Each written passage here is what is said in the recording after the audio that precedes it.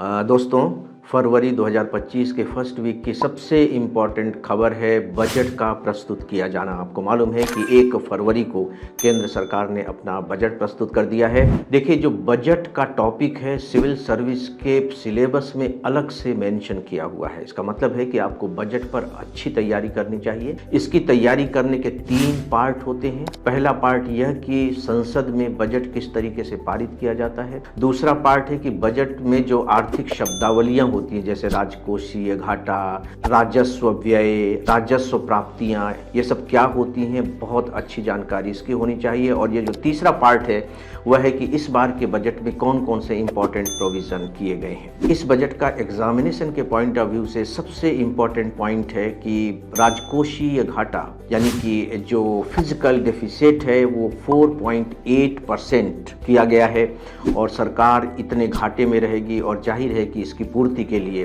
फिर उसे कर्ज लेना पड़ेगा। अखबारों में आपने पढ़ा होगा कि इस बार के बजट को खासकर मध्यम वर्ग का बजट कहा जाता है। चूंकि सरकार ने इनकम टैक्स की न्यूनतम सीमा 12 लाख कर दी है, तो इससे डेफिनेटली जो मिडिल क्लास के लोग हैं उनको आयकर में बचत होगी। इस बजट में 3 बहुत इंपॉर्टेंट योजनाओं की घोषणा की गई है एग्जामिनेशन के पॉइंट ऑफ व्यू से। उसमें एक है परमाणु ऊर्जा मिशन, दूसरा है निर्यात संवर्धन मिशन और तीसरा है प्रधानमंत्री धन धान्य योजना। इस बार का जो बजट पेश किया गया है उसके 4 सबसे इंपॉर्टेंट पिलर्स हैं। उसमें एक है कि किस तरीके से हम अपने निर्यात को बढ़ाएं, दूसरा है कि जो सूक्ष्म लघु और मध्यम उद्योग हैं उनको प्रोत्साहित किया गया है, तीसरा है कि कैसे हम अपने निवेश को ज़्यादा से ज़्यादा बढ़ा सकें फ्रेंड्स, और चौथा पॉइंट है एग्रीकल्चर।